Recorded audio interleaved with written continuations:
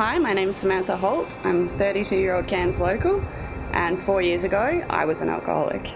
So I started drinking at a very young age. I was only 14, and that was to deal with different issues that I had in my life at the time.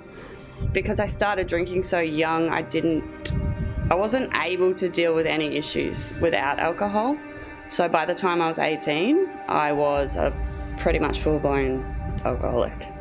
So this is what I would have drunk in an average day. As you can see, well, this is 33 standard drinks itself. Eventually it got to the point where I would actually wake up in the morning and I'd have to have a drink, otherwise I would get the DTs, which is the delirium tremors. So I would drink from the minute I woke up until the minute I went to sleep, basically. It affected every single aspect of my life. So I could not hold a job, and it got to the point where I was not working at all. I actually went bankrupt because I wasn't paying bills and I racked up money on credit cards. I lost my license, I lost relationships with family and friends, I lost relationships with partners. Pretty much my health was the last thing to go. I had 4 years ago, I had nothing, absolutely nothing. I had a particular boozy weekend, and on the Monday I woke up feeling quite unwell, which I put down to alcohol poisoning.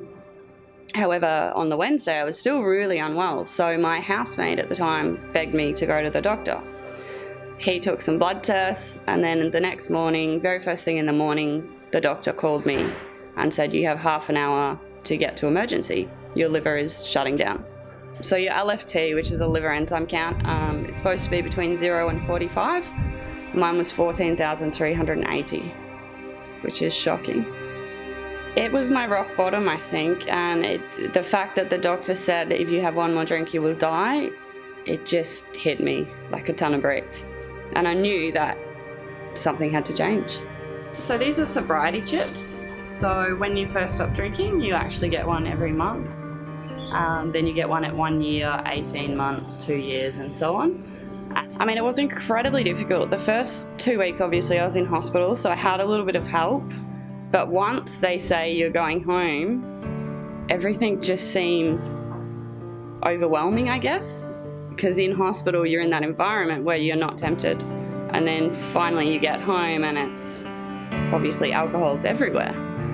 If you've been drinking your whole life and you stop drinking, you have to learn to do everything sober again. So eating, sleeping, meeting people, socializing, dating, everything, you have to learn to do again.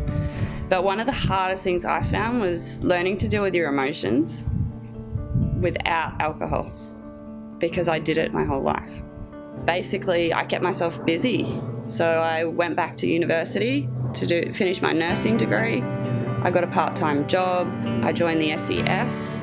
I was trying to give something back to the community after so many years of taking from it. And I also replaced alcohol a little bit with exercise. Pretty good trade-up, but one addiction to another, I guess. And until I worked through it with a psychologist to realize why I was actually doing what I was doing, and then I could better understand it. You find out who you are as a person, and as my mum actually stated, she'd finally got her daughter back, so I was back to the person I was before I started drinking. And it's a totally different person, obviously, to the one that drinks.